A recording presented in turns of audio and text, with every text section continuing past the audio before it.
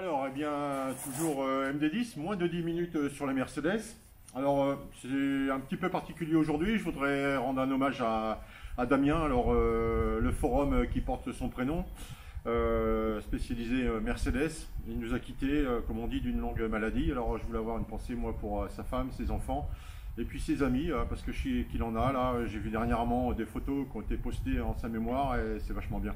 Moi, je l'avais eu au téléphone, on avait parlé chiffon, bien sûr, en tant que passionné Mercedes, tous les deux. C'était quelqu'un de vraiment super sympa, compétent, et bien sûr, il va nous manquer. Voilà. Bon, on va passer des choses un petit peu plus agréables. La Mercedes. Alors, encore une Mercedes, c'est la 13e vidéo. Et la 3e avec une Mercedes SLK 170 444, donc c'est une 200 compressor. Alors, phase 2. Vous avez la R171 après, hein, qui est un petit peu plus moderne, et la R172 au jour d'aujourd'hui, en 2024, hein, qui est encore plus moderne, et vraiment très jolie, très réussie. Alors sur ces vidéos, moi ce que je veux faire, comme on a déjà eu 3 vidéos, hein, c'est la 3e de SLK, on va faire un petit renforcement technique. Donc je vais vous faire voir par exemple les petits problèmes de démarrage avec le K40, hein, puisqu'il y a des types sympas qui m'ont mis des petits commentaires par rapport à ça, et c'est bien. Je vais vous faire voir des petits problèmes de frein, des petits problèmes de direction ou d'éclairage. L'éthanol, alors quand vous utilisez l'éthanol aussi, moi je préconise de changer la pompe à essence. Eh bien, je vais vous montrer comment ça se passe. On va ouvrir un filtre à essence pour vous faire voir aussi que c'est un petit peu noir dedans, hein, qu'il y a de l'eau à l'intérieur. L'éthanol attire l'eau, hein, donc important de le changer aussi. Et puis les vidéos ensuite, hein, je vous montrerai en avril, hein, il y a le Grand Prix Formule 1 électrique à Monaco. Bon, bah, évidemment, moi je vais être là-bas, je vais essayer de vous faire des vidéos de Mercedes en tant qu'à faire, c'est mieux. Les Mercedes de Monaco et puis peut-être un petit peu du Grand Prix. Alors c'est le Grand Prix électrique, hein.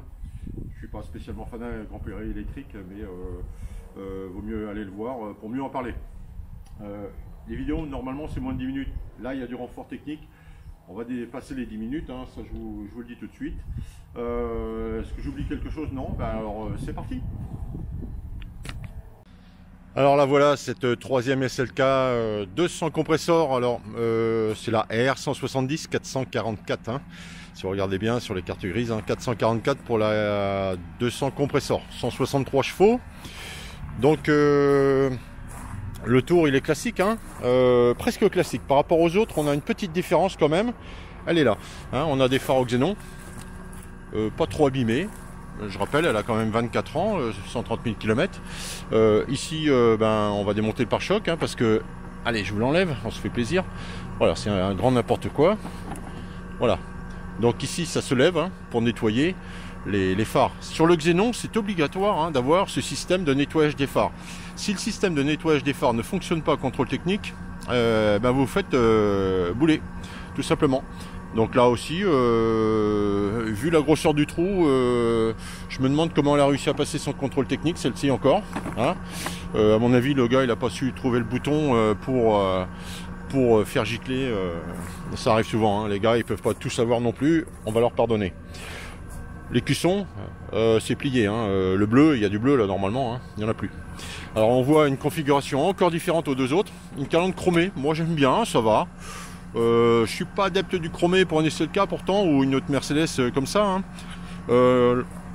J'aurais bien aimé avoir du noir au moins sur cette bande là, pourquoi pas, mais ça c'est les goûts et les couleurs, hein.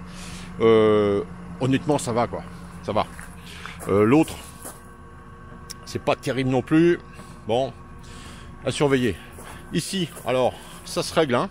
Généralement il y a quelqu'un qui vous emboutit un petit peu sur la banane là. Hein, et ça fait reculer une traverse qui est derrière la calandre et le phare, enfin surtout derrière le phare. Donc vous enlevez le phare, il y a trois vis, hein. Vous enlevez le phare et vous détordez la traverse, ça va faire avancer le pare-choc. Je vois ça régulièrement, j'en ai fait une il n'y a pas longtemps. Donc c'est rien, hein, paniquez pas. N'appuyez pas ou tirez pas, hein, sinon vous allez aggraver le bordel, hein. Donc enlevez le phare. Là moi quand je vois vous voyez, du gris ici, là, et du gris là. Là aussi, c'est pas terrible. Bon, c'est une voiture qui a été repeinte, hein. Voilà. Elle a eu un voile, ça se voit.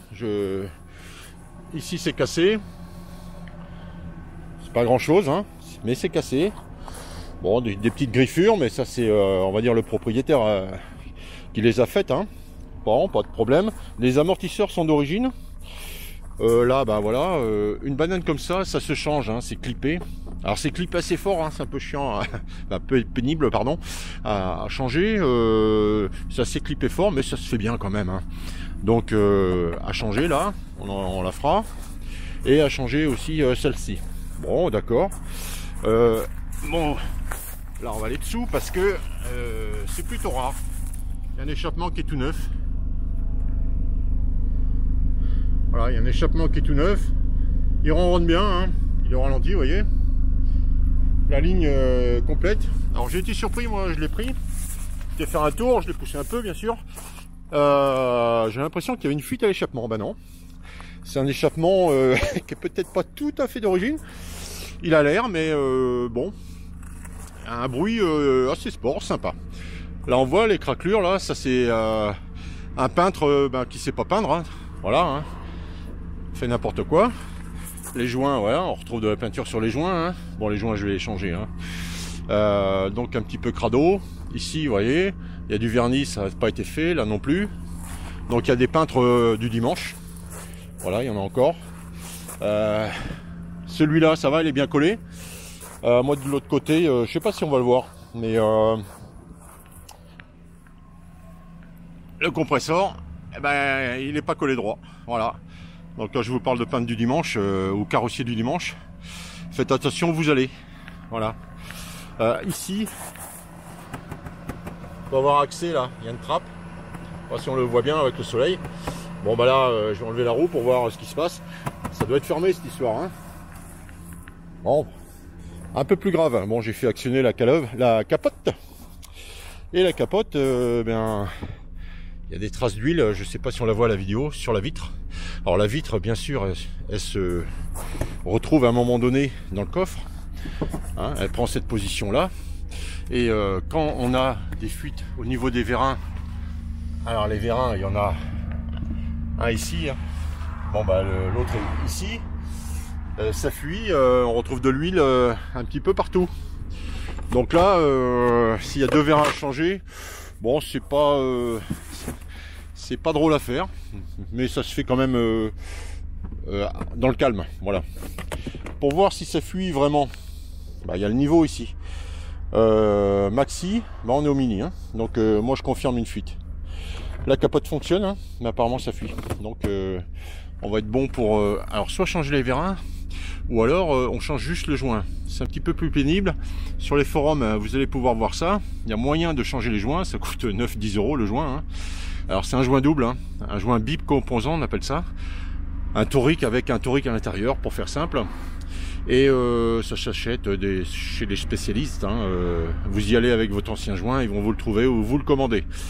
Sinon un vérin de toit sur une aisselle, ça peut valoir quand même pas loin de 800 €, hein. Alors ceux-là, à voir, hein, si vous trouvez des prix, mais c'est pas donné. Je vous montre aussi l'intérieur là, parce que j'ai fini le montage. Et voilà les lampes bleues, ce que ça donne. Bon bah on aime, on n'aime pas, mais franchement je préfère cet éclairage bleu LED que l'ampoule pourrie Blue Crystal qu'il y avait avant.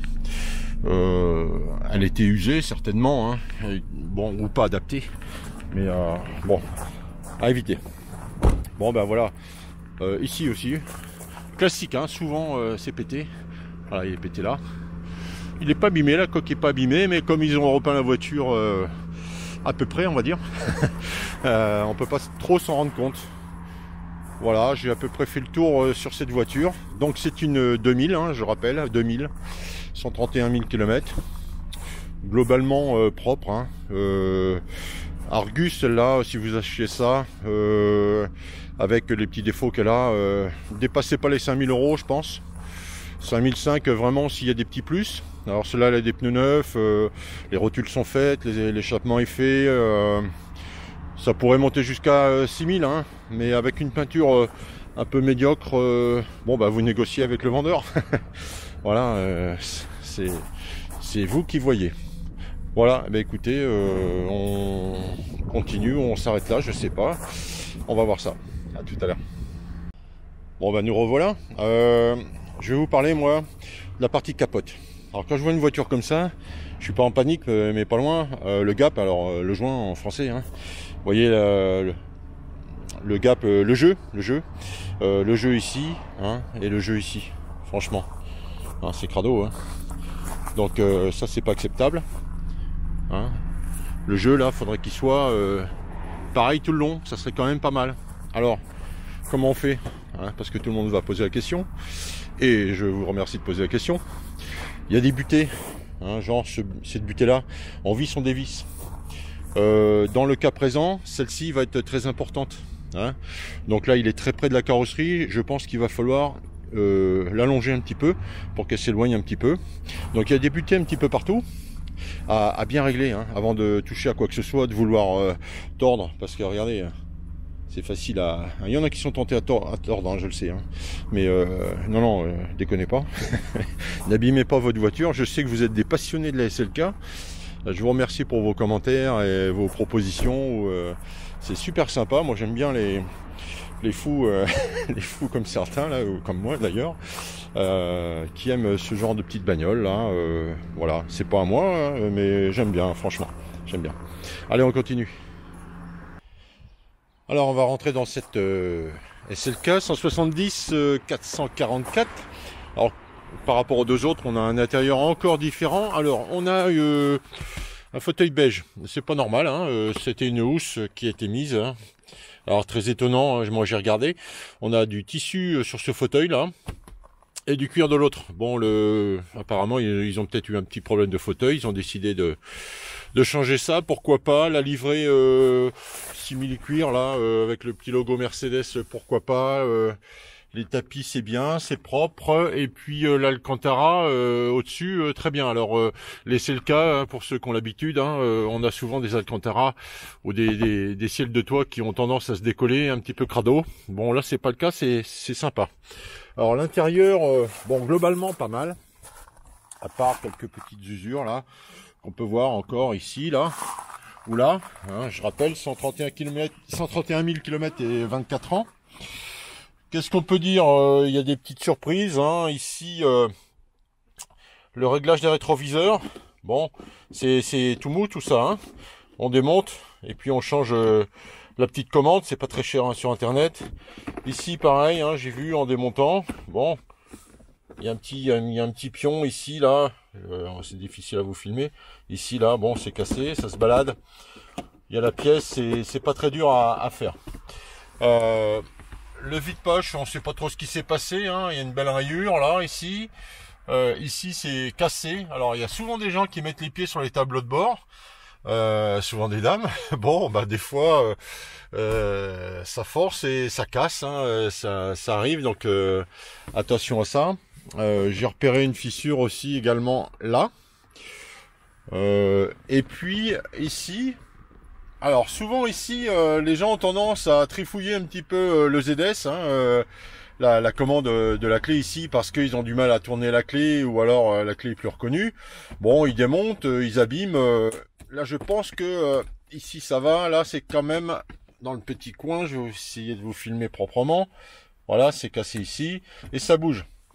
Alors, je l'ai pas dit sur les autres vidéos. La colonne de direction, quand on bouge comme ça doit pas bouger. Hein, j'en ai vu une récemment là, c'était la fête, hein, ça bougeait d'au moins 5 mm, hein. Donc pas bien, hein, fuyez ce genre de voitures qui ont des colonnes de direction qui bougent, hein. Vous aurez peut-être à démonter dessous, peut-être que c'est desserré, mais si c'est desserré, il faut se poser les bonnes questions, pourquoi c'est desserré? Et si c'est desserré, peut-être que les gens ont trifouillé au niveau de l'EZS, etc. Donc si vous dites rien, fuyez la voiture. J'ai déposé là pour vous faire voir aussi dans le cadre des petites infos techniques. Bon, le gars, il a, je sais pas si on le voit, une ampoule bleue là. Bon, elle n'a bleu que le nom, hein. C'est un peu crado comme système, moi je trouve, hein. Voilà, l'ampoule éteinte. Je sais pas si on voit bien le bleu. L'ampoule allumée. Bon, moi ce que je mets, c'est des choses un peu plus bleues. Voilà. Alors ici, on va le voir un peu mieux. Vous achetez ça, hein, sur internet, hein, c'est pas bien cher. Vous le montez ici. Alors c'est assez chaud. Voilà, à la place de l'ampoule. Vous voyez, là, à la place dans l'ampoule. Alors, je préfère démonter, moi, parce que, vous voyez comment c'est foutu derrière, hein, ça fonctionne sur les pistes. Voilà, c'est une histoire de piste. Alors, des fois, le petit opercule, ici, il a tendance à se barrer quand vous appuyez pour enfoncer votre prise électrique. Hein, donc bon, vous êtes quitte pour un démontage. Hein. Bon, au niveau éclairage, c'est quand même autre chose, ça a de la gueule. Hein, et ça se remonte à l'intérieur ici, hein, comme ça. Hein. Voilà. Allez, le film un peu mieux. Voilà, c'est toujours difficile avec une main. Voilà, bon, c'est sympa. Alors, c'est existe en rouge, en bleu, dans les couleurs que vous voulez.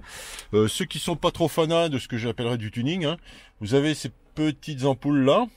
Donc, hein, c'est du LED, hein, vous voyez. Ça vaut une misère, ça. Bon, bah, vous pouvez les changer, ça consomme rien. Et c'est quand même pas mal. Voilà. Sinon, bah, écoutez, l'intérieur, assez satisfaisant. Hein, voilà, je vais faire court. Il y a pas le filet en tire-mou. Ici, c'est un peu mité, là. Mais bon, c'est pas... Sur une voiture de 24 ans, on va pas chouiner.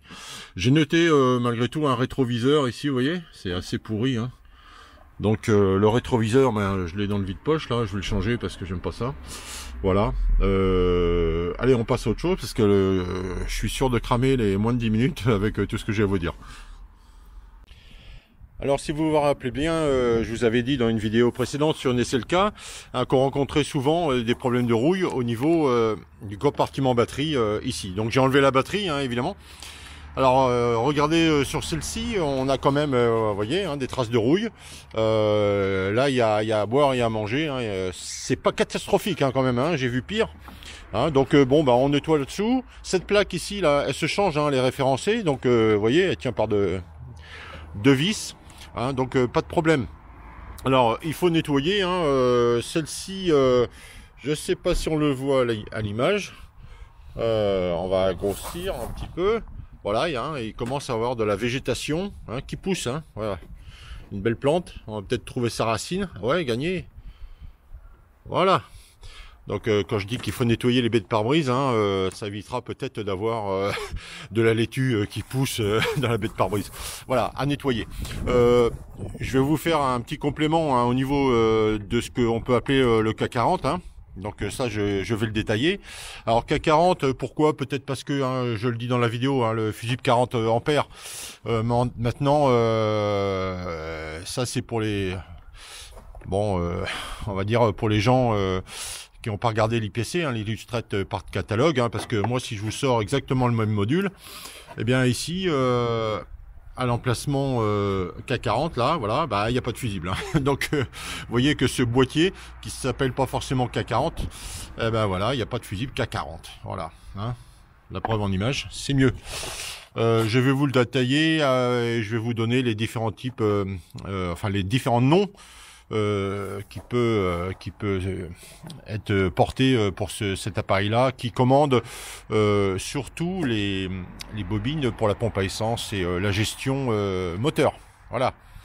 Allez, on continue. Alors là, on va parler de ce qui peut vous poser un problème au démarrage. Hein. Je vais vous le démonter hein, tout à l'heure, hein, donc vous verrez le détail intérieur. Alors pour l'instant, on parle du K40, hein, ben voilà, bon le fusible K40. Alors pourquoi pas? Alors cette pièce-là hein, qui pose problème pour la commande, notamment de la pompe à essence. Hein, il y a 4 relais à l'intérieur, ça peut charbonner, etc. Ou le composant électronique qui peut être défaillant.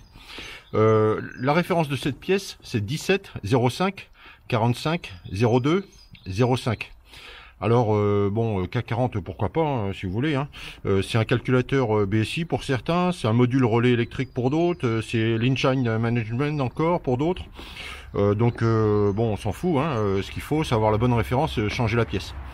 Ça vaut une centaine d'euros hein, sur internet, donc facile à trouver, facile à changer. Hein.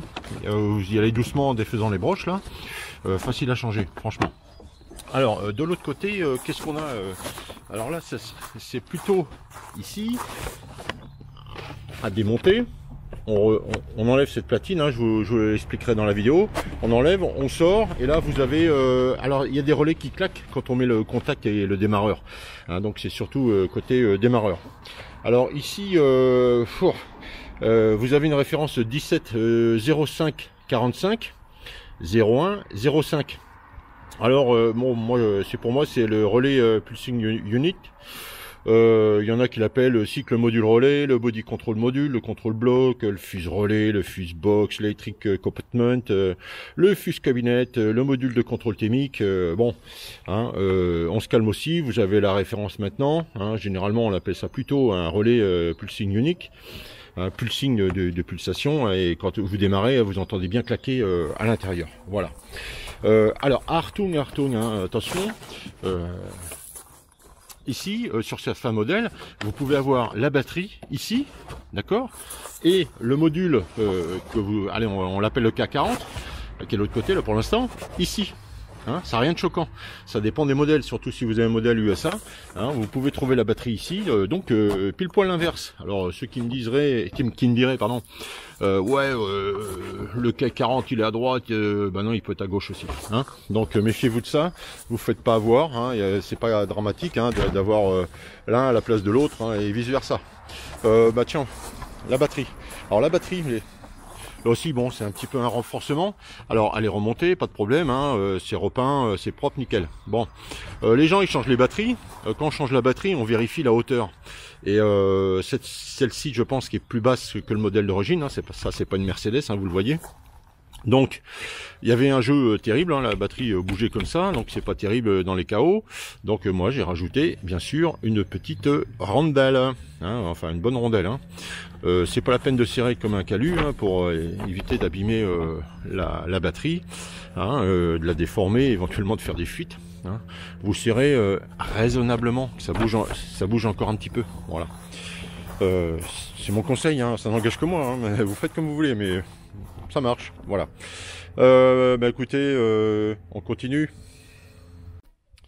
Bon alors pour les problèmes de démarrage sur la SLK, alors vous pouvez avoir une clé qui tourne et ça démarre pas. Hein. Donc qu'est-ce qu'on peut avoir? Eh ben, par exemple, hein, vous retirez ici, vous enlevez toutes ces broches là, vous récupérez alors ce qu'on appelle le K40. Le K40, hein, c'est sûrement parce que ben, vous voyez ici il y a un fusible 40 ampères. Voilà, donc vous l'ouvrez, on va essayer, voilà, voilà, je l'ai ouvert. Alors ici on va retrouver, je suis gentil, hein, je vous l'ai ouvert, on va trouver, voilà, des petits bobinages avec des petits contacts. Alors vérifiez que vos contacts ne soient pas charbonnés, hein. Vous mettez un petit bout de papier, vous tirez et vous allez voir si c'est noir. Ça c'est une première chose à faire.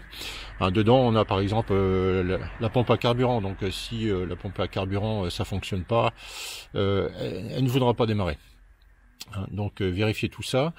Évidemment sur celle-là, par exemple sur ce circuit. Ici, j'arrive à passer un tournevis en dessous, entre le plastique blanc et la partie cuivrée. Alors c'est embêtant parce que ici, il y a une petite patte là qui vient faire contact avec le fusible ici. Donc ça pouvait être problématique. Bien sûr, de l'autre côté, ben, vous vérifiez tout votre circuit imprimé. Évidemment, hein, si vous suspectez que ça a été bricolé avec une soudure merdique, ou alors... Vous voyez, une continuité qui se ferait pas au niveau du perclos, là, tout ça, là. Hein, ben, vous changez le tout. Alors, ça se trouve sur Internet à partir de 80 €, cette histoire. À changer, c'est facile. Hein. Faites pas de nœuds. Hein, soyez quand même un peu souple en retirant vos prises. Hein. Faites pas ça comme un bourrin.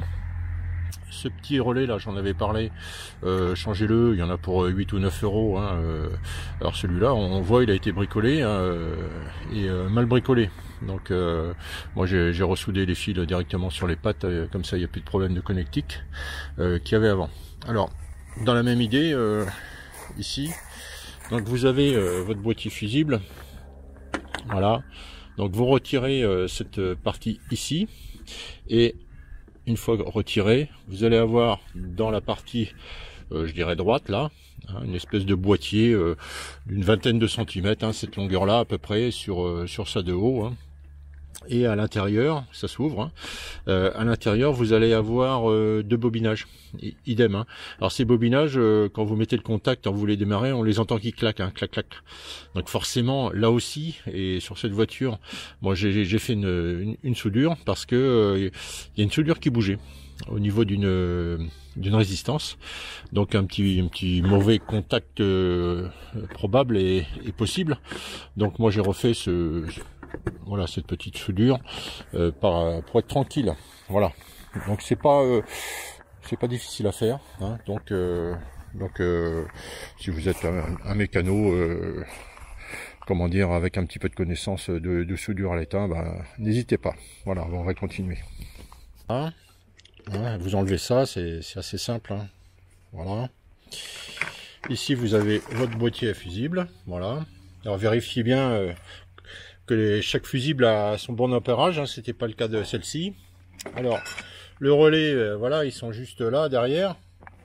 Alors, on peut enlever ça assez facilement en enlevant les petites pattes là. Hein. Voilà, désolé. Voilà. Et on arrive sur les deux petits relais ici. Alors qu'est-ce qui se passe? Des fois il y a des problèmes de soudure. Alors celui-ci, très clairement, il commence à avoir un petit problème de soudure. Et le problème, c'est quoi? C'est qu'on tourne la clé, on arrive à passer un cran, et puis le deuxième cran au moment du démarrage, le petit relais, faute de contact, ça ne relaie pas l'intensité, surtout, hein, parce que vous voyez, il y a une commande avec du petit fil, et puis il y a un circuit de puissance avec du plus gros fil. Bon, le circuit de puissance pour le démarreur n'est pas alimenté, et donc ça tourne pas. Et votre démarreur ne tourne pas. Donc voilà, un petit problème que peut avoir la 170. Ici on peut tenter une petite soudure supplémentaire, ou alors de changer ce boîtier là, il y en a pour une centaine d'euros. Voilà, on va continuer pour la suite. Bon, alors celle-là, toujours la même, petit problème. Alors c'est des phares au xénon. On le remarque avec ces petites trappes qui sont commandées depuis l'intérieur. Alors déjà, je vous l'ai montré, on a une trappe qui fonctionne pas bien, donc pare-choc à déposer. Il y a le phare gauche qui fonctionne pas bien au niveau de l'élévation. Alors vous avez des poumons comme ça, à dépression. Hein, il se peut que la membrane soit pétée, tout simplement, ou alors ici que ça fonctionne pas bien. Alors vous inspirez dans le petit trou, et ça doit bouger. Voilà, donc à surveiller aussi. Hein. Qu'est-ce qu'on a à dire en plus? Eh bien rien, on continue.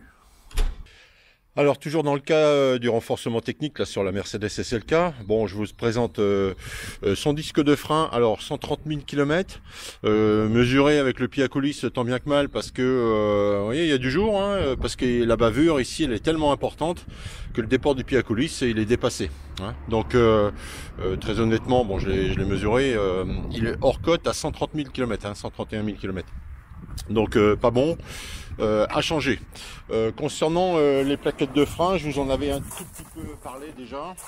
Hein, donc bon, je dirais arrêtez les conneries quoi. Hein, pour certains, ça c'est neuf, hein, c'est changé parce que voilà, ça bidouille. Ça fait des chanfreins parce que sûrement la plaquette fait du bruit. Hein, ça fait des chanfreins n'importe comment. Alors moi je préconise plutôt ici une petite rainure. Hein. Des chanfreins propres bien sûr. Alors certaines plaquettes comme celle-là en ont d'origine, mais il faut pas les accentuer. Si vous les accentuez, c'est qu'il y a un autre problème ailleurs. Il y a déjà du chanfrein d'origine. Hein, donc si ça fait du bruit, c'est qu'a priori les plaquettes de frein sont pas très adaptées à la dureté du disque. Donc changez les plaquettes tout simplement. Moi je vous l'ai dit, hein, je passe en plaquette italienne. Alors celle-là, on voit les plaquettes ici. Bon, elles sont encore, on va dire, elles sont à 50%. Je vais les changer quand même. Hein, je vais mettre de l'italien parce que je vais changer les disques. Quand on change les disques, on change les plaquettes. 130 000 km. Alors plus étonnant, hein, les rotules de direction, on voit, elles sont neuves. Elles sont neuves, elles viennent d'être changées. Hein, je le sais, j'ai vu la facture. Alors suivant où vous roulez, évidemment si vous roulez dans des endroits où il y a des virages en Corse, hein, avec des routes mal famées, dans le sens où le bitume est à moitié défoncé, vous allez abîmer évidemment vos amortisseurs, hein, mais vous allez aussi abîmer tout ce qui est rotule. Je pense que sur cette voiture c'est le cas. Donc 130 000 km, les deux rotules ont été faites, un parallélisme a été fait. Vous changez les rotules, vous réglez le parallélisme, hein, c'est obligatoire. Ça change un petit peu les angles parce qu'il y a eu des jeux et il faut le faire. celle-ci, alors j'espère qu'on va pouvoir voir, flexible de frein. Alors mon doigt, je l'ai où? Difficile, voilà. Alors, est-ce qu'on va le voir suffisamment? Voilà, ici le flexible de frein, il est, on le voit, très abîmé. Hein, donc là, elle a 24 ans la voiture. Hein. C'est pas surprenant. C'est les freins, ça coûte pas très cher. Vous achetez ça sur les sites internet. Hein. Donc faites-vous plaisir, changez les 4. Hein, pas un, on change pas un, on change les 4 points barre. On fait bien sûr en fonction de ses moyens, mais enfin les gars ou les filles, c'est les freins. Donc on ne rigole pas. Alors je regarde, il y a encore les numéros de série là. Le bras n'a pas été changé. Hein. Il y a toujours le papier avec le numéro de série. C'est-à-dire que c'est une voiture quand même qui n'a pas trop souffert au niveau de la pluie, des intempéries et tout ce qui peut, tout ce qui va avec. Elle a un petit défaut aussi, capteur volant. Vous savez, avec le SP, bah, il faut savoir, enfin l'électronique doit savoir quand ça tourne à fond à droite, quand ça tourne à fond à gauche. Et ça, généralement, on perd l'info quand on débranche la batterie. Alors la batterie, justement, quand vous débranchez la batterie, comme j'ai fait ce matin, vous devrez réinitialiser le SP en tournant complètement à droite et complètement à gauche. Et comme ça, le SP saura la position de votre volant. Celle-ci, je l'ai passé à la valise. Bon, le gars, il a dû changer la batterie et il n'a pas réinitialisé son ESP dont le défaut ressort. Pardon. Là, bah, c'est fini, oui. Magie de la vidéo. Hein. Voilà, donc moi, un compartiment à batterie, ça doit être comme ça, point barre. Donc le traitement que je lui ai appliqué, c'est quoi? C'est de l'acide phosphorique. Acide phosphorique, vous allez le trouver dans les magasins de bricolage. Vous lisez les emballages hein, au rayon anti-rouille. Alors c'est blanc, c'est liquide, hein. C'est presque transparent. Je vous donne pas la marque, je pense pas, je fais pas de pub. Vous lisez un acide phosphorique, vous en mettez, vous laissez traiter.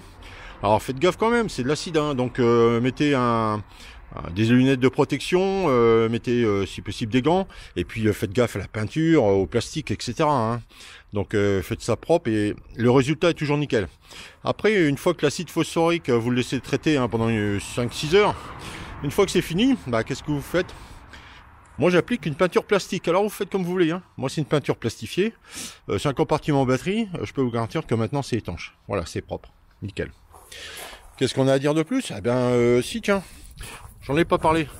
Celle-ci elle a un KN qui est, vous voyez, faut pas l'enlever parce qu'il est nettoyable. Bon, évidemment, encore une fois, la valise sort un problème de débit massique d'air. Bah oui, si l'air rentre plus facilement, le calculateur, il sait plus trop où il en est, il dit bah tiens c'est bizarre, il y a plus d'air qui rentre d'un seul coup, il est un petit peu perturbé. Ça peut, hein, je dis bien, être dû à un filtre comme ça. Alors très honnêtement, les motoristes, faut pas les prendre pour des dindons, hein, surtout quand il y a un compresseur. Avoir un filtre KN comme ça sert à rien du tout, rien du tout.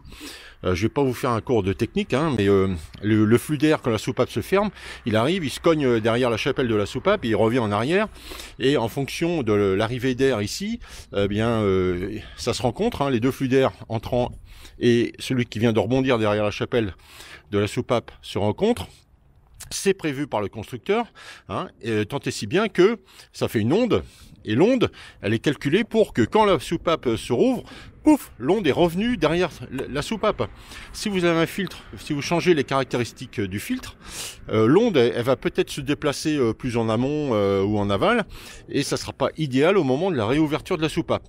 En plus ici, franchement, on a un compresseur, donc on est sous pression, hein, donc bon que ce soit un turbo ou un compresseur, si ça sort un défaut, vous embêtez pas quoi, vire-moi, j'allais dire un gros mot, mais virez-moi ça, remettez le filtre d'origine, ça pousse suffisamment. Il y a des filtres qui sont, comment dire, étudiés. Très honnêtement, je suis pas le pro de la compétition, hein. Je pense pas que celui-là soit très étudié. Voilà. On continue? Allez, on continue. Alors toujours renforcement technique sur la SLK, les vis de roue. Alors pourquoi je vous en parle? Bah parce que bon, il me passe pas mal de voitures dans les mains. J'ai vu dernièrement une voiture. Alors le gars, il est bien gentil, hein, il avait changé ses jantes. Il avait mis des jantes un petit peu plus larges, super. Sauf que ben il avait pas changé ses vis. Alors sur ces petites jantes, on va dire, bah, il avait des petites vis avec une emprise de filetage assez réduite. Hein. Quand j'ai démonté, ça prenait sur 4 filets à peu près. Donc super danger. J'ai bloqué la voiture bien sûr et je lui ai changé, je lui ai commandé et je lui ai changé l'ensemble de ses vis pour que ces vis coïncident avec ces jantes.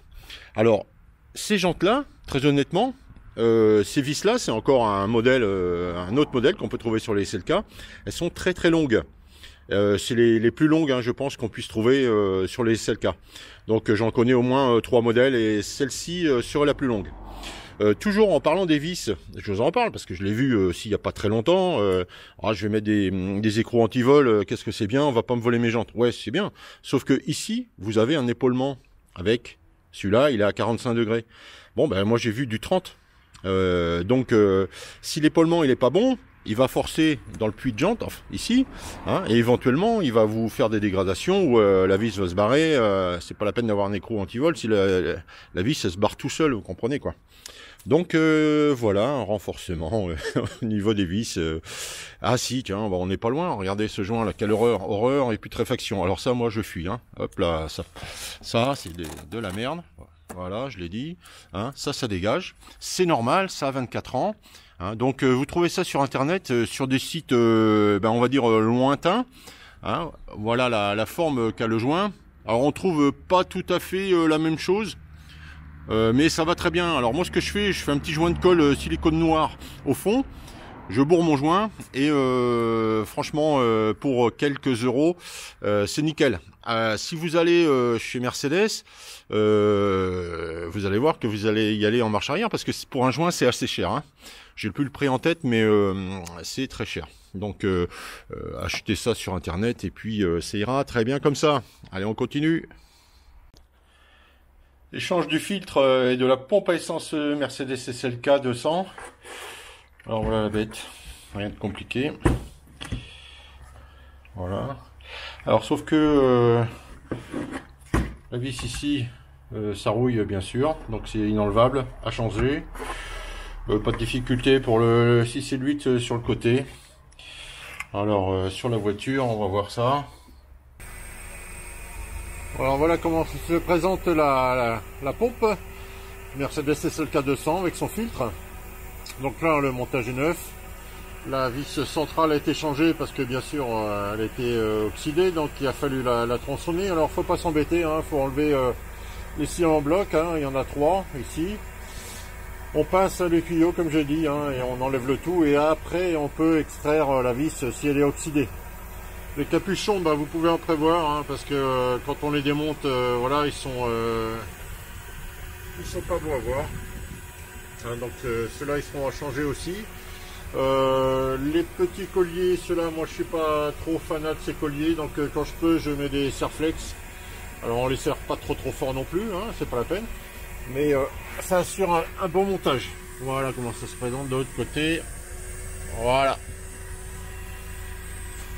Alors pour la purge, hein, c'est assez simple. Hein. Bien sûr, une fois que ça a été changé, il n'y a plus d'essence hein, dans le filtre. Hein. Donc vous mettez le contact pour que la pompe tourne. La pompe va commencer à alimenter le circuit. Et au bout d'une vingtaine de secondes, vous pouvez démarrer. Ça devrait démarrer correctement. Vous la laissez tourner au ralenti comme ça. Vous entendrez un petit peu de purge qui se fait dans le filtre, hein, notamment de l'air hein, qui passe par la pompe. Ça fera des petits chut. Mais ça n'empêchera pas la voiture de tourner normalement et elle ne devrait pas caler. Voilà. Alors pour les gens curieux, un peu comme moi, qui veulent savoir ce qu'il y a de leur filtre à essence, alors celui-là, 19 ans quand même, 222 000 km donc. Alors pour le découper, on le découpe à peu près à 8 à 10 mm du bord, hein, de ce bord-là. Voilà, ça permet d'enlever voilà la partie bien propre comme ça. Ici on a une espèce de cale hein, qu'il faudra extraire. Alors je vous l'ai déjà enlevé parce que cette partie là par contre de filtre elle est un petit peu plus difficile à enlever, donc j'ai eu besoin de mes deux mains. Pas pratique pour filmer. Voilà, donc il est tel quel hein. Alors 220 000.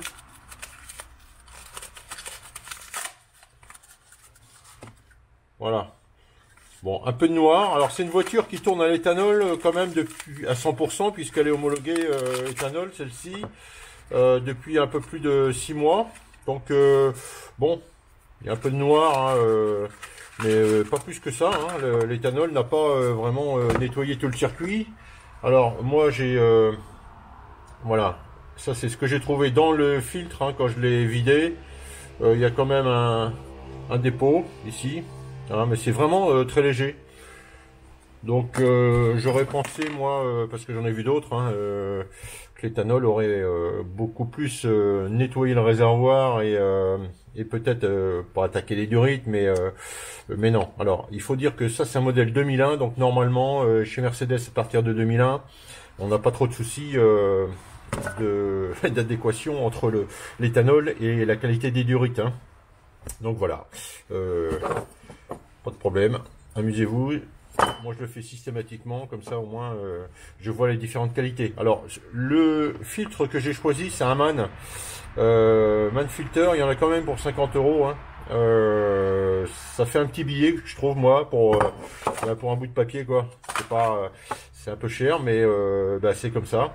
J'ai changé la pompe hein, bien sûr parce que la pompe quand on met de l'éthanol, on change la pompe. Hein. Des fois que la pompe soit déjà un petit peu usée, surtout à 220 000, hein, on joue pas. On change la pompe, ça vaut moins de 100 € et vous êtes tranquille.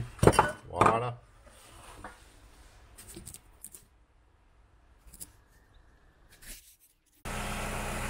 Bon alors, j'ai démarré la voiture. Alors pourquoi j'ai démarré la voiture? Bah peut-être pour dire à des professionnels pourtant du sud de la France là qui racontent des conneries quand ils vendent des voitures parce que c'est des vendeurs de voitures. Récemment j'ai été voir pour quelqu'un une SLK et vous le savez j'avais fait une vidéo d'ailleurs, le moteur de ventilateur fonctionnait. Alors lui il me disait c'était normal. J'ai dit bah non c'est pas normal hein. On le voit aussi sur cette voiture, c'est pour cela que j'ai démarré. Bien sûr à froid, hein, le moteur du ventilateur ne doit pas démarrer, c'est évident. Comment voulez-vous qu'une voiture chauffe si le ventilateur refroidit la voiture qui est déjà froide hein. Vous n'avez pas fini de consommer au starter hein. Donc bon, les gens qui se permettent de donner des leçons, des gens, enfin des professionnels, tout ça pour vendre des voitures, franchement c'est n'importe quoi. Arrêtez quoi, changer de boulot, hein, mentir pour vendre des bagnoles, c'est n'importe quoi. Hein, on est sur une Mercedes quoi. Hein, je veux dire, faut être sérieux à un moment donné. Hein. Voilà. On continue. Donc voilà, bon bah je vous ai démonté l'avant pour vous faire voir de visu comment se passe pour redresser. Hein, vous vous rappelez le petit défaut au niveau de l'aile là. Et puis le problème de phare. Alors ça tient pas avec grand chose hein, les phares hein, et vis ici. Hein. Donc par contre vous faites gaffe ici là, il faut le désengager en l'amenant vers l'avant. Vous voyez ça fait un U, il est pris dedans. Donc le phare vers l'avant pour le désengager, hein, sinon vous avez abîmé les choses. Ensuite, qu'est-ce que je veux dire? Eh bien, pour ramener l'aile ici, vous voyez là, on voit la trace. Donc il y a certainement eu, comme je vous disais, un coup ici, hein, et ça a bougé. Donc ça devrait être ici. Donc moi je vais pousser en fait hein, cette tôle d'aile là par ici pour ramener l'aile bien à fleur et ça coûtera rien du tout. On voit bien ici la commande pour la phare là. Ici là, avec son petit vérin, sa commande ici, hein, vérin hydraulique puisque c'est bon, c'est pas de l'huile, c'est de l'eau, hein. Mais voilà. Alors là, je l'ai déposé. Il y a deux pattes normalement, une ici, une ici. On en voit une qui est cassée. Alors je regarderai si je peux pas en trouver une d'occasion où je vais essayer de réparer les choses ici. On voit le lave-phare ici. Il n'est pas dans le même état que celui-là. Il manque toute la tête. Donc le lave-phare ici est bon à changer. Pendant que j'y suis, ce boîtier là, hein, donc ce boîtier à ballast, hein, c'est pour les phares au xénon. Voilà, vous savez tout. Bon bah il n'y a plus qu'à et ça devrait pas poser de problème et pas coûter grand chose. Bon, on a aussi un petit problème de lave-glace. Alors, ça coule pas du tout et puis ça sent bien le lave-glace qui coule partout. On démonte la baie de pare-brise là, donc c'est des cruciformes, des vis cruciformes tout le long là, c'est facile. Et puis dessous, je sais pas si vous voyez, on voit, c'est pas cassé. C'est pas cassé le trou là. Donc ce trou là, il va où? Il va sur cette partie mâle. Il se clip dedans. Nous tout simplement aujourd'hui, c'était défait. Alors c'est du plastique dur sur du plastique dur. Je vais le reclipper. On verra bien si ça tient. Si ça tient, tant mieux. Tac, on le remet comme ça. Je vais reclipper et je sais que ça fonctionne puisque je l'ai fait. Vous voyez, ça recoule sur le pare-brise. Donc c'était ça. Alors si ça tombe en panne aussi des fois, vous avez les petits trous ici qui sortent au niveau du pare-brise bien sûr. Les gens qui mettent de l'eau, l'eau des fois il y a du calcaire dedans, le calcaire finit par arriver dans les trous, ça se débouche avec des petites aiguilles. On fait aller une petite aiguille là-dedans sans la casser bien sûr, pour enlever le calcaire, ça sort. Conseil d'amis, ne mettez jamais de l'eau pure, enfin de l'eau du robinet dans votre circuit, parce qu'il y a du calcaire dedans d'une part, et si c'est l'hiver et que ça gèle, vous allez casser votre bocal de lave-glace qui est ici là. L'eau, je vous rappelle, quand elle se transforme en glace, elle augmente de 10%. Donc 10% de plus d'un truc qui peut être rempli à 100%, ça casse. Voilà, c'est pas compliqué. Donc mettez le produit que vous achetez chez votre revendeur préféré, c'est pas bien cher, ça sent bon et ça démoustique en général pas trop mal. Voilà. Allez, on continue. Bon les amis, j'espère que ça vous a plu. Alors la vidéo dépasse les 40 minutes. C'était du renversement technique, donc c'est un petit peu normal. Là on passe à la partie essai routier, c'est peut-être la meilleure. J'espère que ça vous a plu, je vous dis à bientôt.